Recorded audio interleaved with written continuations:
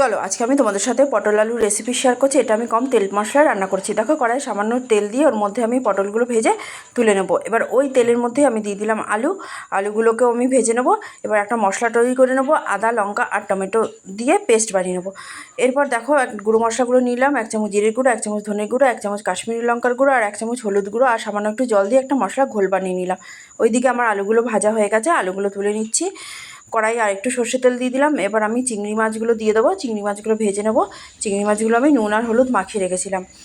চিংড়ি মাছগুলো ভাজা হয়ে গেছে, তুলে নিচ্ছি। কড়াইতে আর একটু সর্ষে তেল দিয়ে দেবো। এবার আমি জিরে ফোড়ন দিয়ে দিলাম আর দিয়ে দিলাম গোটা গরম মশলা আর 2টো শুকনো লঙ্কা। ফোড়নটা খুব ভালো করে রেডি হয়ে গেলে আমি এর মধ্যে টমেটো আদা লঙ্কার যে পেস্টটা বানিয়েছিলাম সেটা দিয়ে দিলাম। এরপর মশলা যে ঘোলটা বানিয়েছিলাম সেটাও দিয়ে দিলাম। দিয়ে নাড়ি চাড়িয়ে নিয়ে আমি টক দই দিয়ে দিলাম 3 চামচ, ওটা তারপর নাড়ি চাড়িয়ে নেবো। এরপর আমি দিয়ে দেবো সামান্য একটু চিনি আর দিয়ে দেবো পরিমাণ মতো নুন। দিয়ে খুব ভালো করে মশলাটা কষিয়ে নেবো। তার পটল আলু চিংড়ি মাছ দিয়ে খুব ভালো করে মিশিয়ে নেবো। এরপর আমি পরিমাণ মতন জল দিয়ে দেবো। তারপর ঢেকে রাখলাম 15 মিনিট। 15 মিনিট পর ঢাকনা সরিয়ে গরম মশলা গুঁড়ো দিয়ে নামিয়ে নেবো।